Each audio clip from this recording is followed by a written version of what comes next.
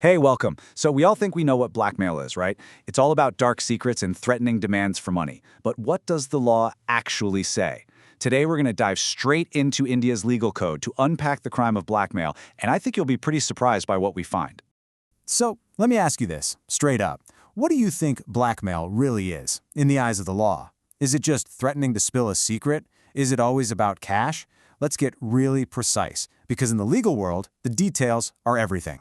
And right off the bat, here's the first big twist. If you actually go searching for the word blackmail in the Indian Penal Code, the IPC, which is basically the rule book for criminal law in the country, well, good luck finding it. It's just not there the way you'd expect.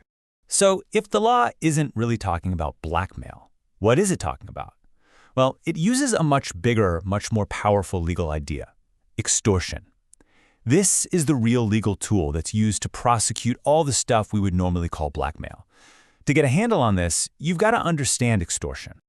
All right, so let's get right to the heart of it. What exactly is extortion? We really need to break down the legal definition to see how it works and why it's such a go-to for prosecutors.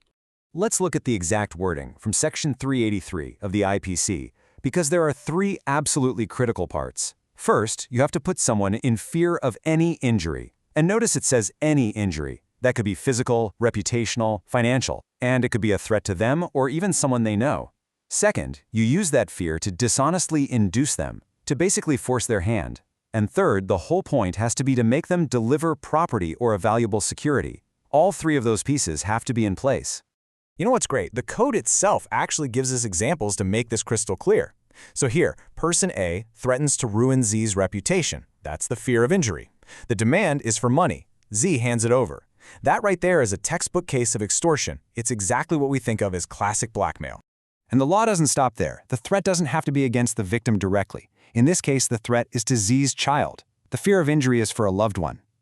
And look at what's being handed over: a promissory note. It's not cash. It's what the law calls a valuable security, which just shows you how broad the definition of property can be. Now, this last example makes a really crucial point. The property doesn't even need to have value right away. Here, Z is forced to sign a blank piece of paper. That's still extortion. Why? Because that signed paper can be turned into something valuable, like a contract or a check. The law is smart enough to look at the potential for harm. Okay, so we've got the basics of extortion down, but here's where the law gets even smarter. It knows that threatening to post an embarrassing photo isn't the same as threatening someone's life. So it doesn't have a one-size-fits-all punishment. The penalties get way more serious depending on the threat. This table lays it all out perfectly. Your standard extortion, under Section 384, could get you up to 3 years. But look at Section 386. If you put someone in fear of death or serious injury, that punishment jumps way up to a maximum of 10 years. And then there's Section 388. If you threaten to accuse someone of a major crime, like one that could get them life in prison, you could be facing life yourself. The stakes definitely escalate with the threat. Now, for over 150 years, the Indian Penal Code has been relying on this idea of extortion. But, law isn't some old dusty book that never changes. It has to adapt. And what's really interesting is that we're now seeing the word blackmail itself starting to officially pop up in the legal framework. This evolution is kind of bubbling up from the state level first. So while the national IPC gives us the foundation, individual states can actually pass their own amendments to tackle specific problems. And in doing that, some are starting to use the word that everybody already knows and uses.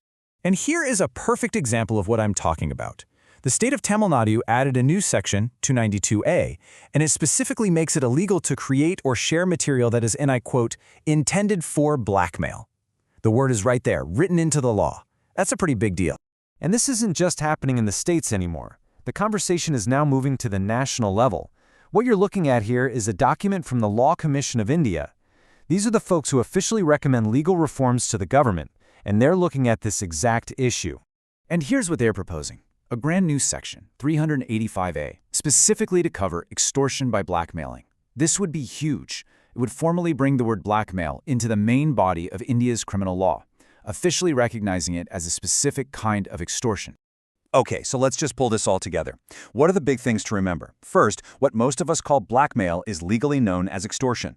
Second, for it to be extortion, you need those three ingredients: fear of injury, dishonest inducement, and the delivery of property.